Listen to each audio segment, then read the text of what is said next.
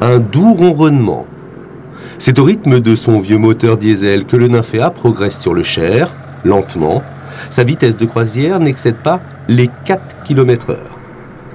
À sa barre, Lee Wooten, marinier depuis 33 ans sur les fleuves et canaux de France. Anglais d'origine, il emmène les touristes, étrangers pour l'essentiel, à la découverte du fleuve et de ses alentours, entre Touraine et Loir-et-Cher. La Péniche Hôtel, c'est un bateau où on voyage avec 6 passagers. Il vient tout compris toute la semaine. Les visites, ils sont compris, le voyage en bateau. On fait une semaine de voyage en total. On part à côté de Tours et on remonte sur Montrichard et on revient. Et on visite tout ce qu'il y a à voir dans le coin.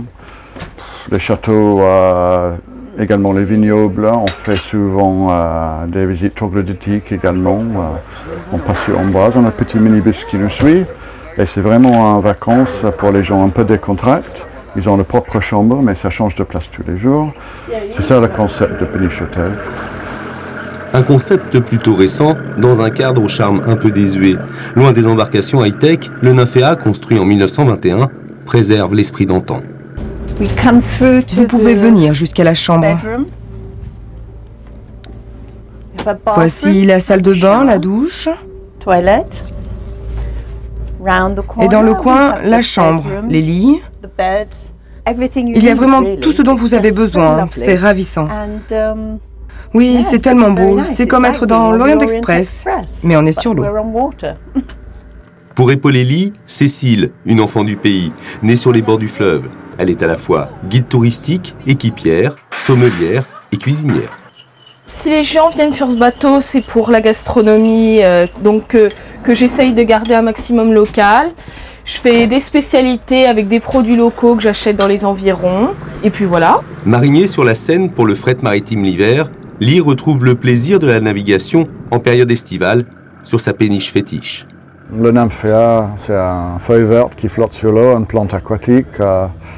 Celle-là aussi, elle a toujours flotté depuis 1921. Et moi, je l'ai acheté ça pour faire un petit logement en 1977. Donc, on est ensemble depuis 33 ans. Et en fait, les passagers que j'ai cette semaine, ils sont venus il y a 27 ans faire leur première croisière là-dessus.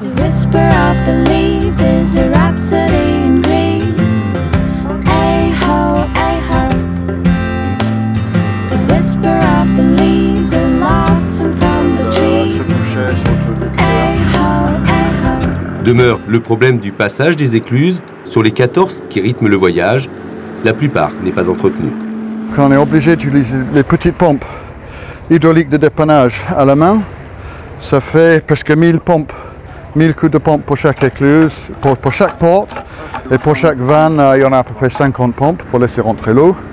Donc c'est assez épuisant quand il fait chaud. Mais il faut passer quand même. Il faut que le bateau arrive à Montrichard. Il faut montrer que la Cher, elle est encore navigable. Le rêve de Lee, une réhabilitation des écluses du Cher pour développer le tourisme fluvial et un autre regard sur les abords du fleuve.